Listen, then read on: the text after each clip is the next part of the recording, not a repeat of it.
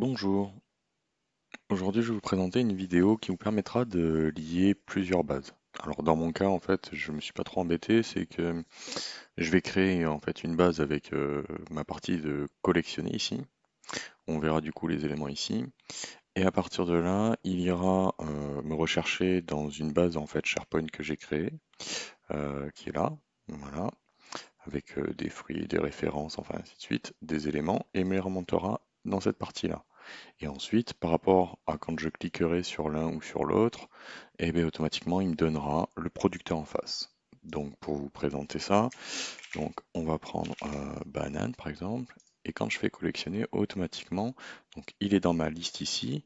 Si j'avais tapé kiwi, puisque je sais que j'en ai fait aussi, et que je clique là, automatiquement, il va me choisir les kiwis.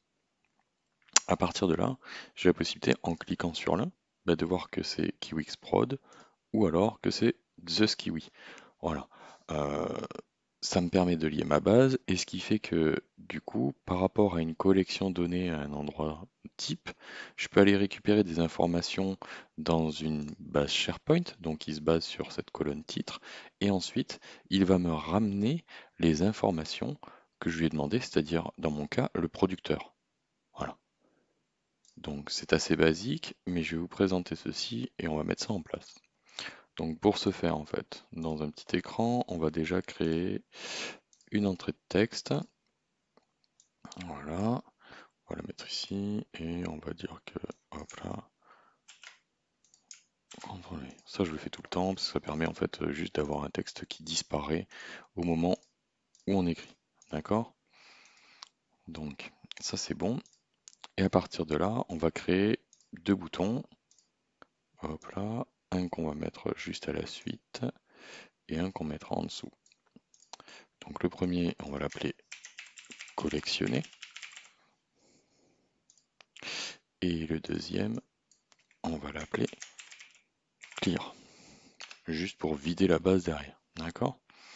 Donc, pour collectionner, on a la fonction qui s'appelle collect, et là on va l'appeler non fruit. Et on va lui dire qu'en fait, il va récupérer l'élément text input qui est ici. Donc le text input, vous avez vu, c'est le 5. Donc comme on peut voir ici, hein, c'est ça. Donc quand on appuie là, on récupère les informations qui sont dedans cet élément-là. Et donc, on va faire la même chose. Dans notre base, moi, ce que je voulais faire, c'est donc lui mettre que nom, parce que j'ai décidé de lui mettre une colonne, est égal à, hop là, texte, input. Ça va être mieux si je le tape correctement. Input, et on a dit que c'était le 5.text. Alors, je me rappelle plus ce que j'avais fait dans l'autre partie. Je vais juste demander, ouais, voilà, je vais juste demander de prendre la partie nom. Ok, donc on ferme ça. Et en fait, ce que je vais lui demander derrière, donc ce que j'ai fait dans l'autre, c'était de remettre à zéro le text input, de manière à ce que quand on recommence, on ne remette pas directement le même élément et que ça pose aucun souci. Donc là, on va pouvoir faire notre petit test, hein. On se met ici, on va taper banane par exemple, et je vais faire collectionner. Ça a bien disparu. Bon, pour l'instant, on ne voit pas la collection. Donc, petite astuce, si vous voulez retrouver une collection, vous allez dans affichage, dans collection, et dans collection ici, vous pourrez retrouver donc le nom de votre collection, et avec le nom de votre collection, vous allez retrouver les éléments que vous allez incrémenter au fur et à mesure. Donc, moi, ce que je vais faire, c'est que je vais me remettre sur ma partie de base, insérer, et je vais insérer une table comme j'avais fait, et je veux que cette table, ce soit non fruit. Donc, automatiquement, normalement, il va me proposer d'y mettre la colonne. Non, donc on va y choisir d'ajouter un champ. Il n'y en a qu'un seul. On l'ajoute. Une fois qu'on l'a ajouté, alors j'aurais très bien pu le faire après, avant, enfin n'importe. C'est comme vous voulez. Moi, je l'ai fait dans ce sens-là. Hop là. Automatiquement, je l'ai ici. Allez, on va y mettre une petite bordure, ce sera plus sympa. Hop là. Deux. Voilà, très bien.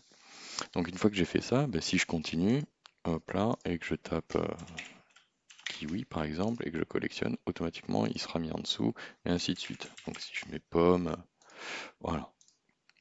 Deuxième partie, donc la deuxième partie c'était d'avoir en fait une partie galerie en fait qui va nous ramener les éléments qu'on aurait sélectionnés dans la table. Donc ce que je fais c'est que j'insère une galerie, hop là, et cette galerie je vais lui dire qu'elle est basée sur ma liste SharePoint fruits. Donc pour faire ceci, je me mets là, je vais remonter ça, hop là. Sauf que du coup, bah là automatiquement il me remonte tous les éléments qu'il y a dans ceci. Moi je voulais que ce soit déjà soit un pré-filtre, soit, enfin voilà, ça va me permettre de faire des choses. Donc il va falloir d'abord filtrer cette galerie en fonction de l'élément sélectionné là. Donc ce qu'on va lui faire, c'est créer la partie sort by columns. Et donc du coup, on va lui dire que on veut filtrer la galerie, enfin la liste SharePoint free par title est égal du coup data table. Non, on peut mettre directement comme ça, je crois, si je dis pas de bêtises. C'est non colonne 2.selected. Non, je ne me rappelle plus comment je l'avais fait, donc je me refais juste l'étape pour en être sûr. Donc title, nanana. Ah mais oui, non, c'était data table. À chaque fois, je me fais avoir. Je vais aller chercher dans la colonne, mais c'est avec la data table. Alors, hop là.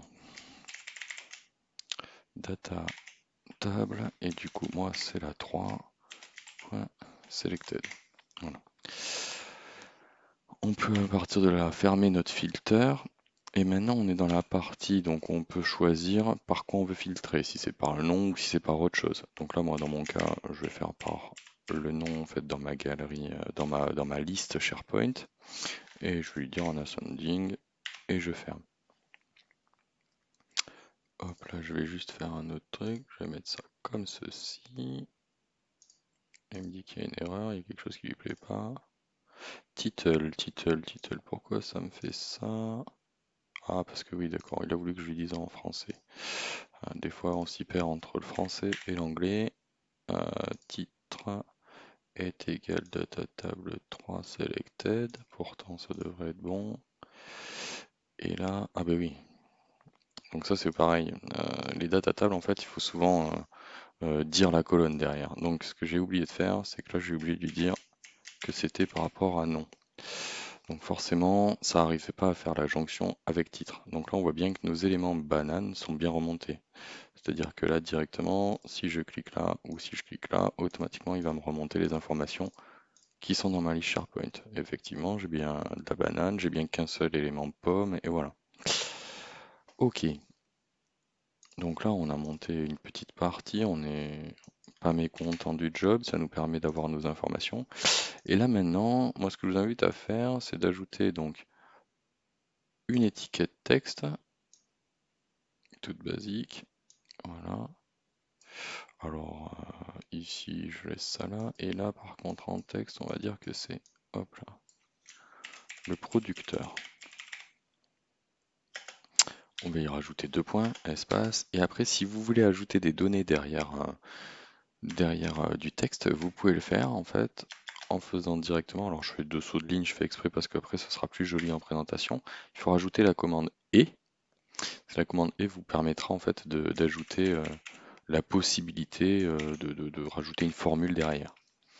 Donc lookup, et là on va lui dire qu'on va aller chercher dans notre liste SharePoint free, et là on va lui dire la condition. C'est-à-dire que on veut que le titre soit égal à la galerie qu'on a créée juste avant et qui est installée juste à côté, point selected, point, et là du coup il faut lui dire point selected, tac tac tac tac.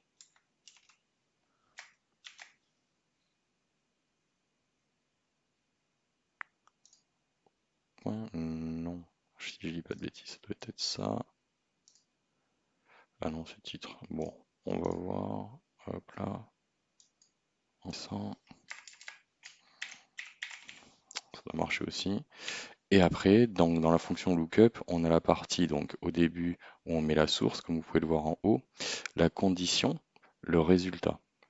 Donc ici, notre résultat, nous, on veut que ce soit producteur. Donc si je le tape, normalement, il me le propose et je peux fermer. Voilà. Et donc du coup, ça nous donne quoi? Ça nous donne rien. Parce que forcément, il n'a peut-être pas d'éléments de sélectionner. Voilà, effectivement, quand on va sélectionner, il va directement nous le ramener. J'ai pas l'impression que ça fonctionne très bien. Nous ramène bien ça, Gallery Selected. Par contre, quand j'enquichonne, et ça fait pas l'autre. Que je fais de moins bon que quand j'étais ici. Donc ça, c'était la partie visible que je vous montrerai après aussi pour montrer que quand il y a des données qui sont affichées, hein, que je dise pas de bêtises, c'est texte, je le cherche, il est là, et là, ah oui, donc j'ai fait avec l'ID, c'est vrai que peut-être qu'avec l'ID ce sera plus, ah oui, l'ID va forcément aller au bon endroit, tiens, bah, d'ailleurs je vous ai montré quelque chose qui peut vous perdre, forcément, puisque ce qui s'est passé, c'est que Lookup, il cherche le premier enregistrement de la liste SharePoint, et donc si on regarde, et qu'on fait comme je viens de faire, donc avec le nom, et pas l'ID, et bien quand on regarde notre liste SharePoint, Kiwi, le premier, le producteur c'était KiwiXprod. Donc qu'on clique l'un ou l'autre en fait dans la galerie, automatiquement il va nous remonter le premier enregistrement. Donc ce qu'il faut faire ici, c'est de lui dire ID, et ici de lui dire ID aussi. Et une fois qu'on a fait ça, lorsqu'on va lancer, on a bien KiwiXprod quand on a sélectionné le premier, et on a bien TheSkiWix quand on a sélectionné le second. Pardon. Donc, si je prends banane, c'est pareil. Au moment où je vais en sélectionner un, j'aurai banane dessert et l'autre banane end. Ce que je vous invite à faire, si vous le souhaitez, hein, c'est juste, ça vous permettra en fait d'avoir de la simplicité dans le visuel. C'est dans le visible ici, mettre une condition toute bête, if CTRL V est égal blanc, false, sinon true. Ce qui fait que, hop là, quand je vais aller sélectionner pomme, comme il n'est pas sélectionné dans cette galerie-là, je n'ai rien qui s'affiche. Et lorsque je vais sélectionner, il s'affiche. Voilà. C'est tout bête, mais il faut y penser. Ça peut être intéressant des fois dans des visuels où on n'a pas forcément besoin de ramener toutes les infos, qu'on veut avoir l'info au dernier moment. On peut faire comme ceci.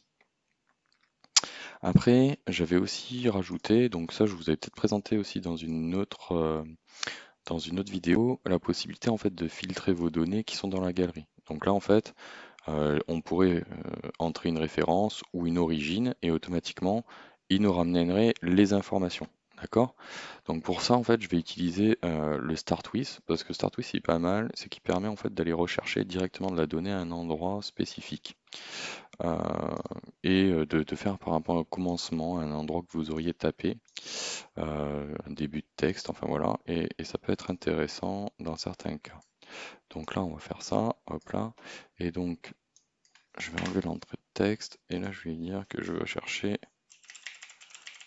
une référence ou une origine.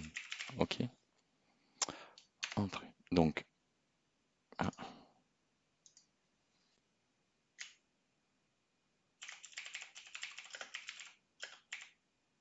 il m'a pas pris la moitié de mes lettres, c'est mieux. Voilà, chercher une référence ou une origine.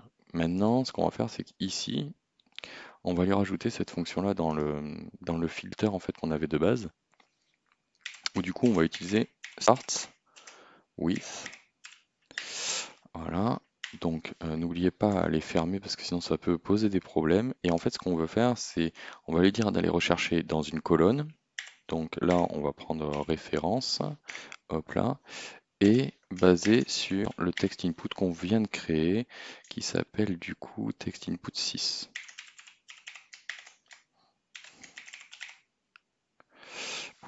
Texte, tac, tac, tac.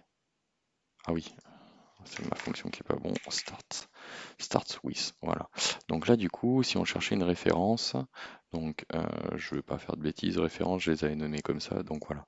Ici, on pourrait du coup se dire que je veux taper KWI 00 et lorsque je vais taper 2, j'aurai que celle-ci qui apparaît. Si je tape 1, j'ai que l'autre qui apparaît.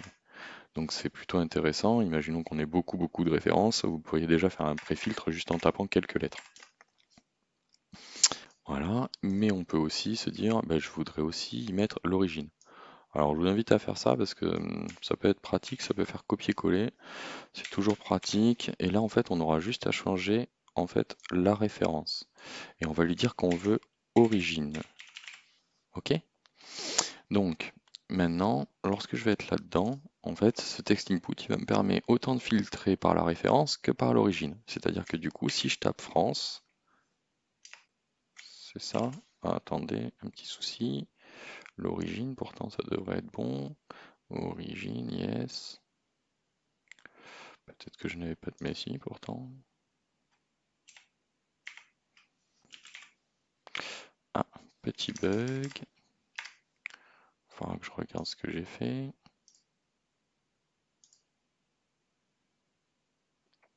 Ah oui, c'est vrai que dans ces cas-là, je crois qu'il faut faire deux filters. On fait un premier filtre avec celui-ci et on fait un deuxième filtre avec l'autre. C'est vrai que des fois, ça peut être perturbant. Là, il me dit qu'il y a une erreur. Quelle est l'erreur qu'il voit? Ça ferme là. Ça ferme ici. Donc, il filtre ceci et il filtre cela. Origine, j'ai bien tapé. OK.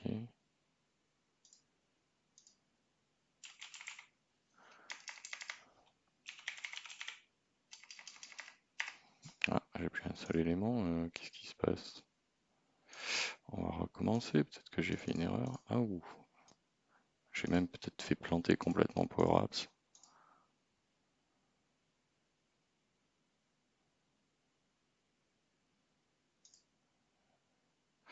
Parce que je dise pas de bêtises, j'ai bien fait ça chez moi. Ah oui, non, bah oui, peut-être que c'est ça qui pose problème. Ah mais oui, je suis bête. Des fois, on veut faire vite. On veut vous présenter quelque chose de rapide. Du coup, ça va pas être un comme ceci. Ça va être un ou. Je vais vous reprendre la formule pour vous la réexpliquer parce que du coup, même moi, je m'étais emmêlé les pinceaux. Donc, comprendre que vous n'ayez pas compris ce que j'ai fait. Allez. Donc, en gros, on fait un filtre sur la première partie qui est liée à la table ici. D'accord? Et dans un deuxième temps, donc dans cette partie-là, que j'aurais pu mettre entre parenthèses aussi, on va lui dire que soit on filtre par rapport à la référence, soit on filtre par rapport à l'origine. Oui, parce que forcément, comme je l'avais tapé, il recherchait dans référence ben, France ou dans origine la référence. Donc forcément, ça ne pouvait pas matcher. Il aurait fallu créer plusieurs text input pour faire ces filtres différemment. C'est-à-dire qu'on aurait très bien pu dire, ok, là c'est le filtre de la référence, là c'est le filtre de l'origine, et on met ce qu'on veut dans l'un ou l'autre. Là, dans le cas, ben, en fait, si je tape banane, si je tape i, forcément j'ai ça qui remonte, et si je tapais Côte d'Ivoire, forcément, ça me remonte Côte d'Ivoire. Voilà. Alors, je suis désolé pour les petits ratés, mais bon, ça fait toujours partie du jeu. Je me suis toujours un peu amusé à m'en sortir. Là, j'ai pas réussi à le faire proprement, mais voilà. Vous avez la possibilité, donc, à travers une collection de données au départ.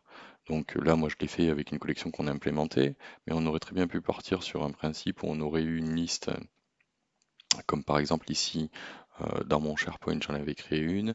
C'est une liste basée sur les professions, donc je crois que j'ai des noms de professions, voilà, et qu'elle aille rechercher en fait par rapport à cette liste des informations dans la liste utilisateur ici, où les titres des professions seraient filtrés.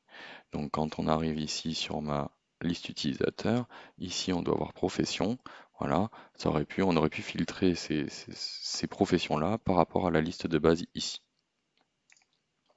Moi j'ai préféré vous faire une collection pour vous présenter un peu le principe encore de la collection. Je sais qu'il y en a certains qui aiment beaucoup ça. Euh, Ça vous permet du coup d'avoir une collection un peu propre à vous-même. Par contre, elle n'est pas basée sur les éléments qui sont ici. Donc ce que je peux vous inviter à faire et qui peut être sympa aussi, parce que là je ne l'ai pas fait mais on peut le faire, on va le rajouter d'ailleurs directement. On peut créer une liste déroulante, d'accord? Et on va lui dire que cette liste déroulante, elle est basée sur euh, la liste fruits, comment je l'avais appelé? Fruits directement? Fruits, voilà. Et on va lui dire point titre. Ok. Est-ce que ça fonctionne? Non, ça ne fonctionne pas parce que forcément, je vais pas avoir ramené les valeurs. Hop là. Pourtant, il me révèle le titre. Le défaut, on s'en fiche. Ok. On va reprendre la liste fruits. Le temps que ça charge, pas en nombre d'attente. Ok. Donc on est bien sur la liste fruits. Là, on a bien une table. Cette table donne bien ces éléments. Ok.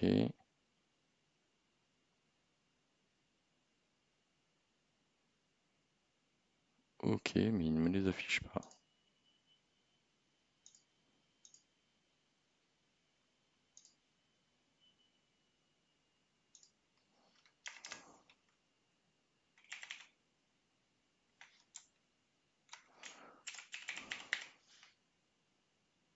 Sorte.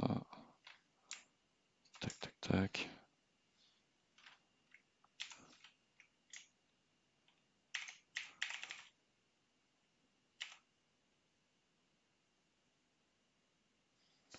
Ok.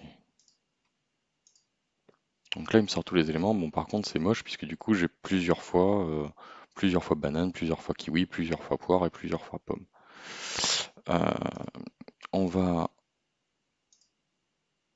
faire un truc, c'est qu'on va faire un sort de ça. Ok. Et on va d'abord faire un distinct. Hop là. Qui va vous permettre en fait de sortir les éléments qui seraient en doublon. Donc là, il vous propose automatiquement un résultat. Donc en fait, c'est le résultat de la formule distincte et comme ça, il va vous afficher des informations. Donc là, ici, on va plus avoir que 4 éléments. Et donc forcément, ben, maintenant, il faudrait ici baser ça pas sur le nom qui est dans la table, mais sur le drop-down que j'ai créé. Hop là, 1.selected.result. Et donc du coup, ici, si j'avais sélectionné la pomme, automatiquement, ça m'aurait permis de retrouver le producteur derrière quand je le sélectionne. Voilà, j'espère que les explications ont été claires malgré les petits couacs de la vidéo, mais je pense que vous avez tous pu comprendre ce que j'ai fait. Je vous souhaite une bonne fin de journée et au revoir.